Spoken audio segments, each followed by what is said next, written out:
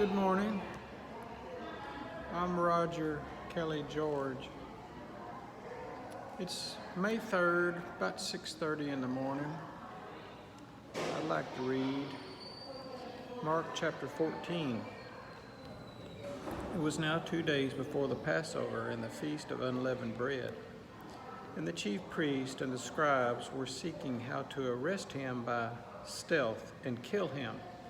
For they said, "Not during the feast, lest there be an uproar from the people." And while he was at Bethany in the house of Simon the leper, as he was reclining at table, a woman came with an alabaster flask of ointment of pure nard, very costly, and she broke the flask and poured it over his head.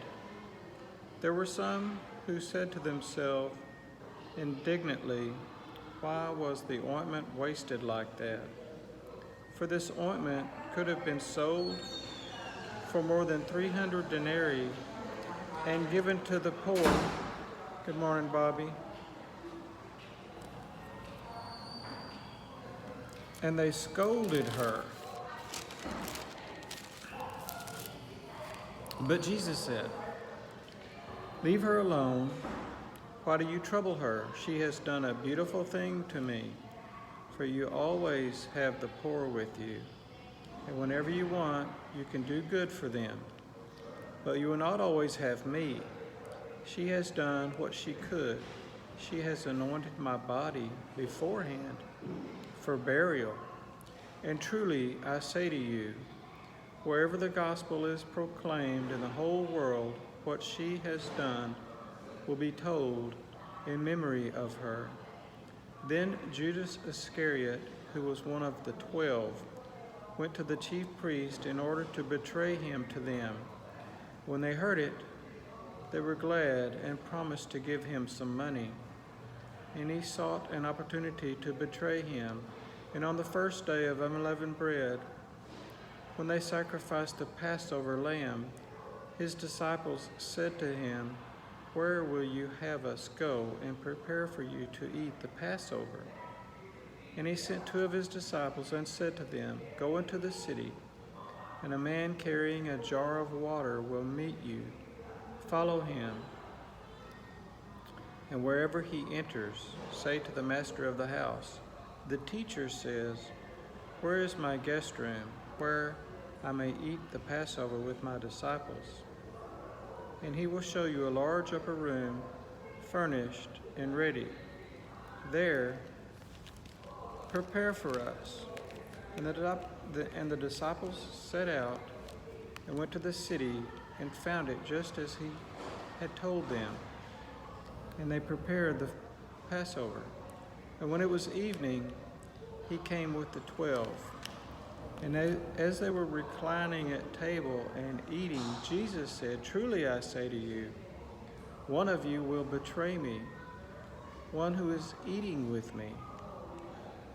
They began to be sorrowful and to say to him one after another, "Is it I?"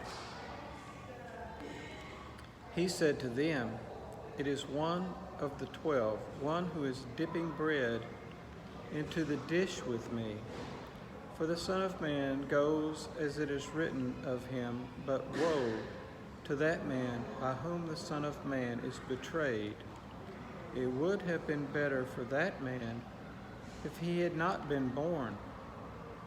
And as they were eating, he took bread, and after blessing it, broke it, and gave it to them, and said, "Take this is my body."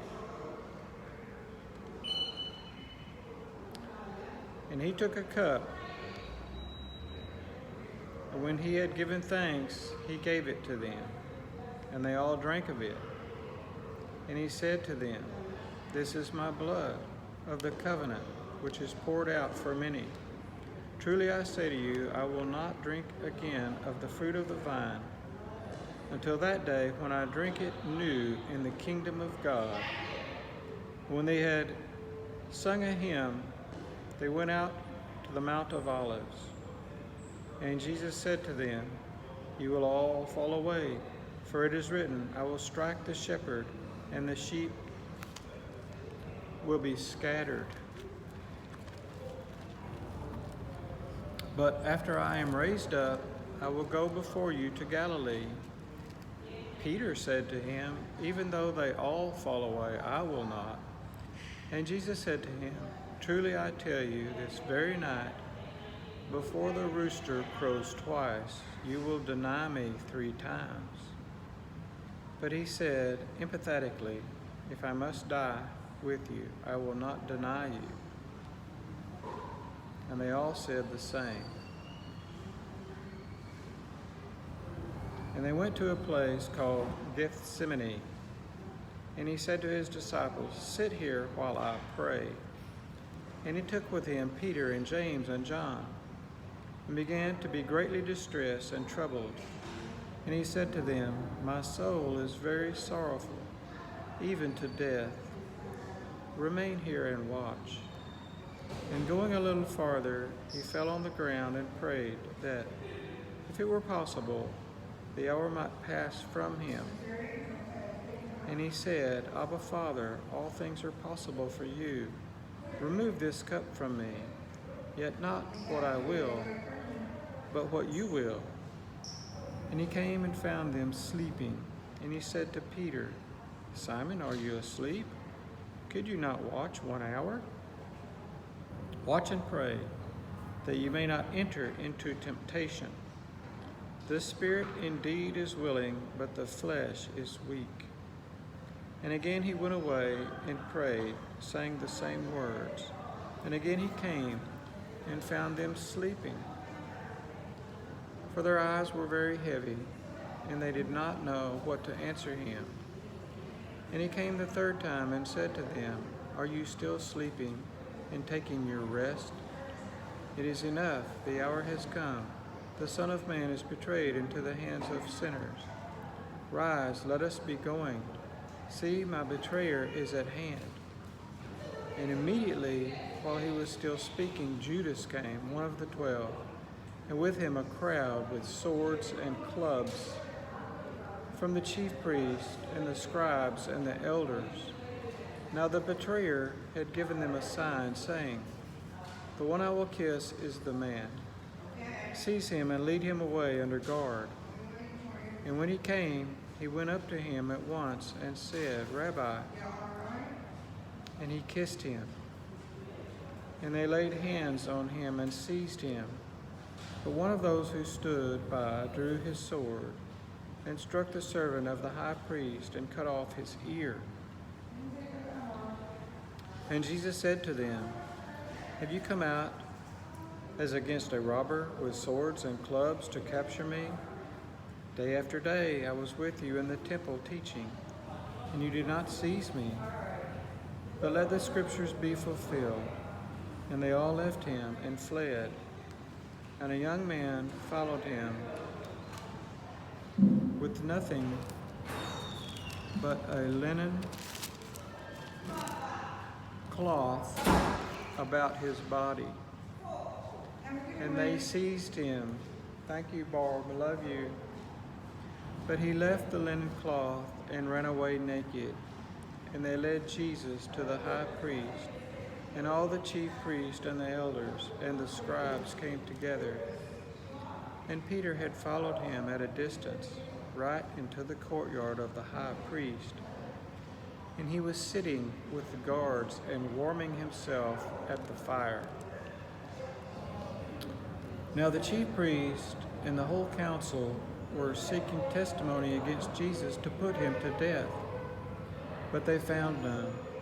For many bore false witness against him, but their testimony did not agree. And some stood up and bore false witness against him, saying, "We heard him say, 'I will destroy this temple that is made with hands, and in 3 days I will build another not made with hands.' Yet even about this their testimony did not agree." And the high priest stood up in the midst and asked Jesus, "Have you no answer to make? What is it that these men testify against you?" But he remained silent and made no answer. Again the high priest asked him, "Are you the Christ, the Son of the Blessed?" And Jesus said, "I am, and you will see the Son of Man seated at the right hand of power and coming with the clouds of heaven. And the high priest tore his garments and said, "What further witnesses do we need? You have heard his blasphemy. What is your decision?" And they all condemned him as deserving death. And some began to spit on him and to cover his face and to strike him, saying to him, "Prophesy." And the guards received him with blows. And as Peter was below in the courtyard, one of the servant girls of the high priest came, and seeing Peter warming himself, she looked at him and said, "You also were with the Nazarene Jesus." But he denied it, saying, "I neither know nor understand what you mean." And he went out into the gateway, and the rooster crowed. And the servant girl saw him and began again to say to the bystanders, "This man is one of them." But again he denied it.